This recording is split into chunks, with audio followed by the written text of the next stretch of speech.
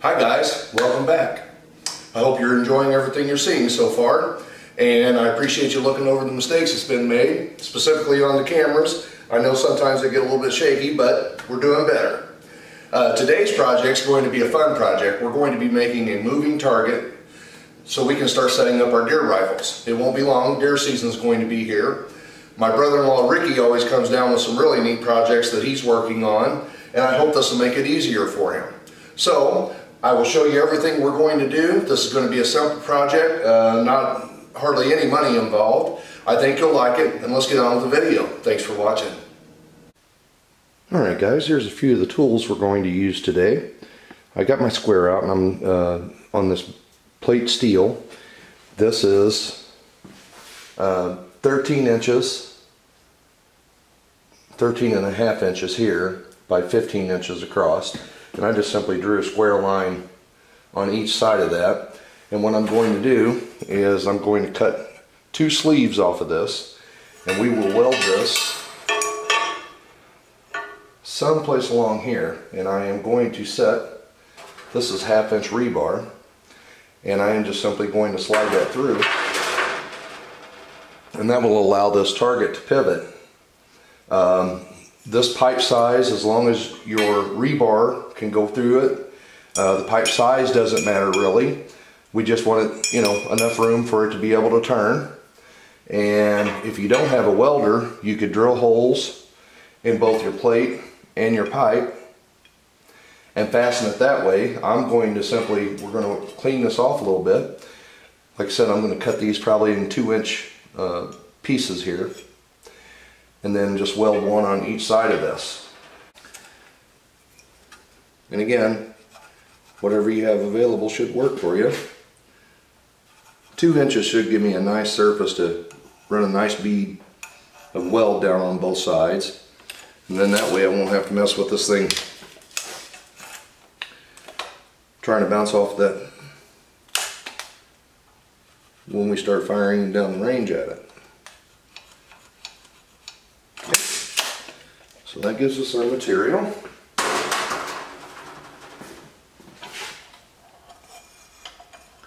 This guy slid out here.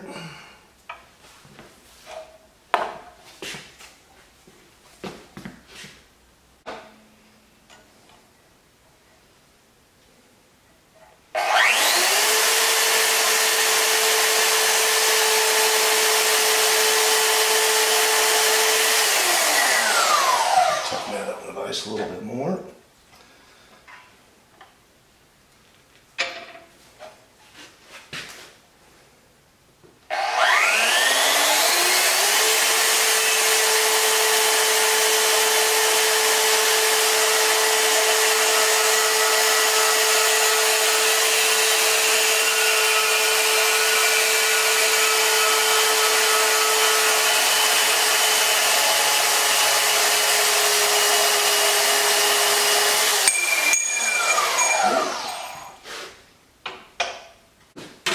Now what we're going to do is we're going to find the center of this.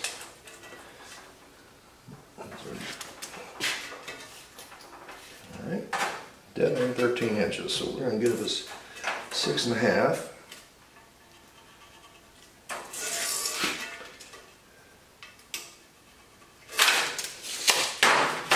I'm simply going to draw a square line across that.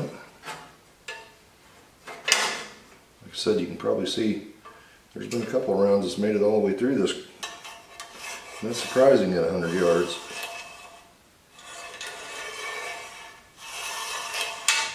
Okay. Now, get our pipe centered up.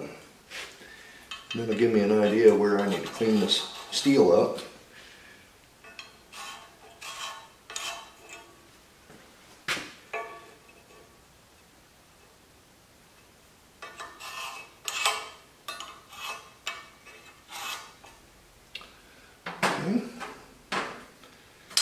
Now, make sure our marks a square there. Pretty close. And again, this is just a reference to make sure I get it cleaned off in the right spot. I'm going to take the grinder and grind right where this was meeting this surface. MIG welders typically won't weld to rusty steel, and this is thin wall that I'm welding to here, so I'm not going to be able to get a lot of heat to it, but I do want it to stick well. So I'm going to make sure this surface is clean and this surface is clean, and then we shouldn't have any problems welding it. Alright. Now again, when you're using a grinder in your garage, be aware of where the sparks is going to fly to. You don't want to catch nothing on fire.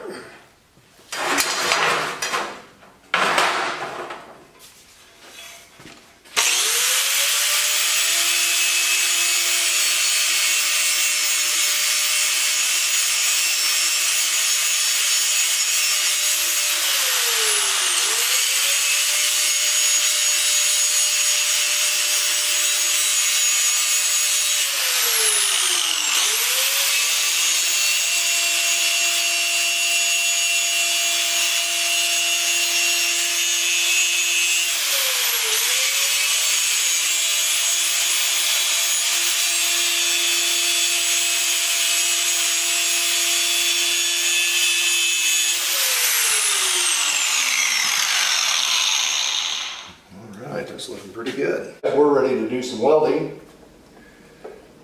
I am going to shut the camera off while I weld this up. I don't want to do damage to the sensor of the camera, and I've found mixed results online as far as actually being able to use that to record ultraviolet light. And again, remember your surroundings, sparks flying, no types of flammables or anything like that, paper towels, etc. You don't want to cause a fire here. Alright? So I'm going to get this welded and then I'll get right back with you. Got it welded up. If your luck's like mine, naturally the MIG welder was out of wire. The welding hood had to have batteries. So, you know, something that should have been 10 minutes.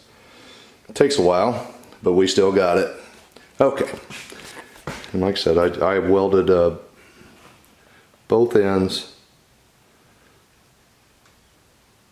And then I caught a weld right in the center of the pipe. See if I can get it down there for you. And that'll be more than sufficient to hold that. Alright, and then our bar is going to slide through there. And that should make for a pretty good shooting target. So, let's get our tools picked up, and then we're heading outside. Alrighty guys, I went and cut 2 cedar posts. These are 56 inches long, and I'm going to bury them in the ground, probably 12 inches, maybe 14 inches deep. I've got my target laid where I want it, so it's kind of centered up. And then right next to the target is the rod we're going to use to hold the target up. So, let us dig a hole and we'll see how we do here.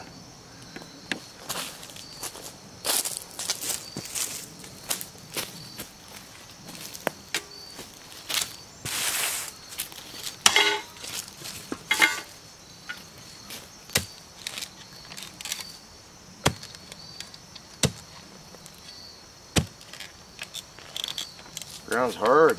We need some rain.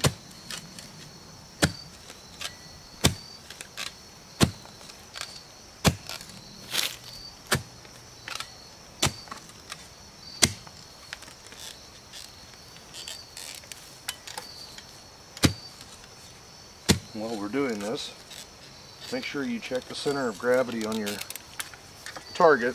That way you don't have to re-weld it like I did. Make it a little easier for you. But again, it's just a fun project. It don't have to be anything precise. Because after all, as long as it stays up where it needs to be, then you're going to have what you need to sight your rifle in.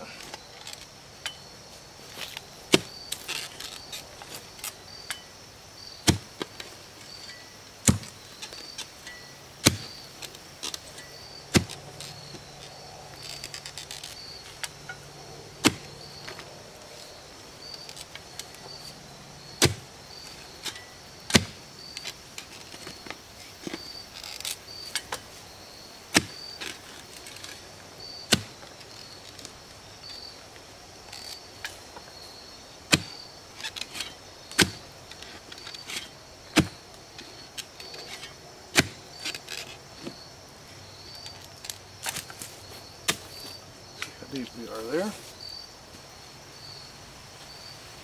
It's 12 inches.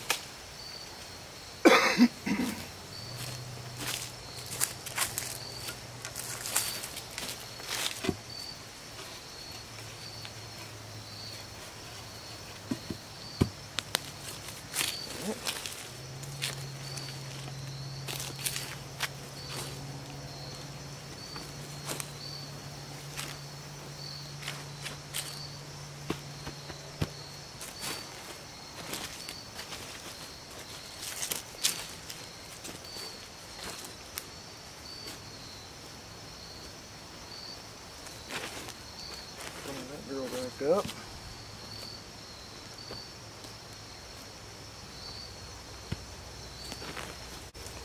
Now, make sure we got plenty of room here.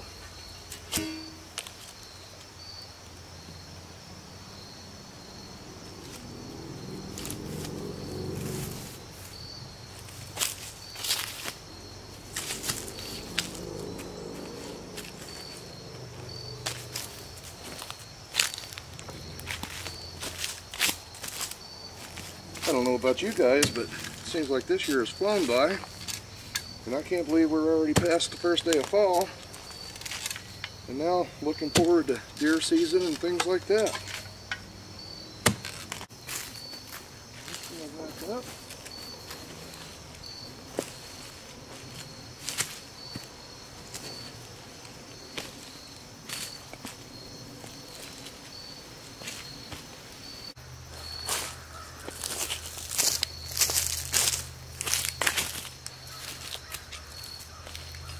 Alrighty guys, I'm going to put my first one at about 22 inches high.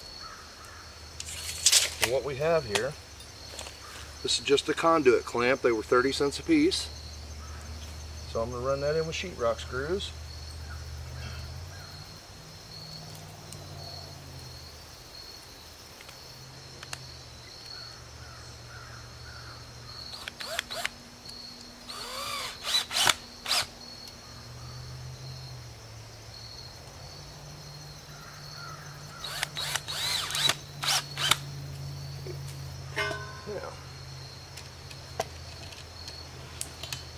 Guy in.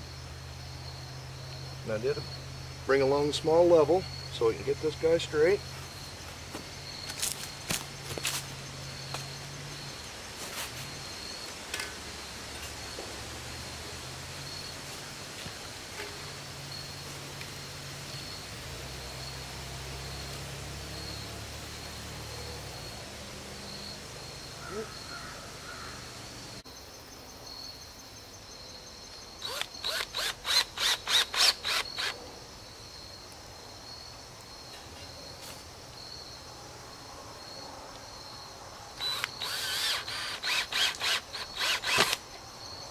Alright, get this guy out.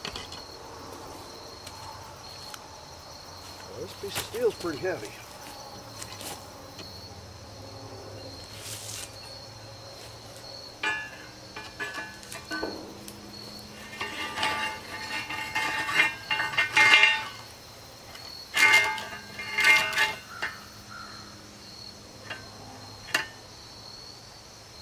And like I said, mine is tilting down just a little more than I'd like it to from the angle that we're shooting at. But that will deflect the bullets down to the ground instead of sending them out. So that might be a plus.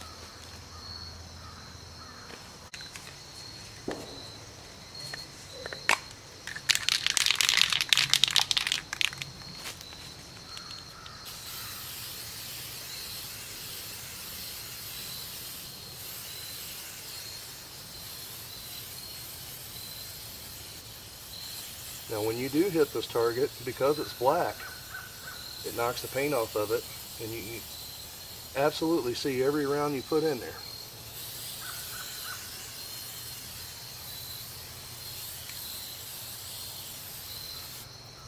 Alright, we're going to consider this a finished project. Like I said, with this flat black paint on there, you'll be able to see every round you put in it. It's been a fun project. I hope you guys have enjoyed it. I hope this has been helpful for you. I really do appreciate you watching. I'll see you on the next video.